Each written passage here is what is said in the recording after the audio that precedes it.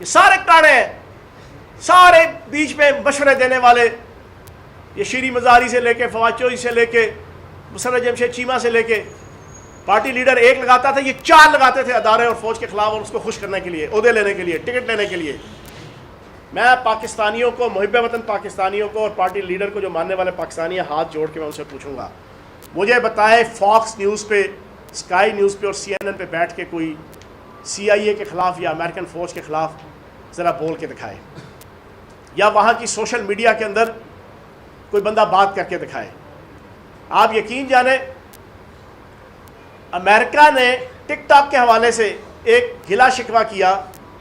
China کی management سے کہ یار آپ کے ادھر ٹک ٹاک کے اوپر تعلیمی سرگرمیاں آتی ہیں، ہمارے ہاں ناچ گانا آتا ہے۔ یہی پاکستان کے حالات ہیں۔ دنیا میں ٹک ٹاک جو ہے نا، جو اچھے ملک ہیں، مستحکم ملک ہیں، انہوں نے ایک پازیٹیو طریقے سے اس کو رکھا ہوا ہے،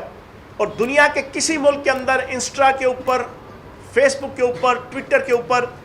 وہ شتر بے مہاری ملک اور قوم اور ریاستی اداروں کے اور اپنی فوج اور اپنی عدالتوں کے حوالے سے نہیں ہے جو پاکستان میں ہے۔ تو یہ پراپر میں نے جو آپ کے سامنے آج بے نقاب کیا، یہ وہ سازش ہے جو عالمی طاقتوں نے، ایٹمی طاقت پاکستان کے خلاف جو۔ ایک بات تو یہ ہے کہ پچھلے 1.25 سال کے اندر پہلے تو ہم ایک MPA، چیزیں آہستہ آہستہ آئی نا، چیزیں آہستہ، آخر میں مہینہ ڈیڑھ جو ہے نا وہ بالکل ہی کھل کے آ گیا تھا، اور آخری 12-15 دن تو جو ہے نا وہ میں نے سب کچھ بتایا ہوا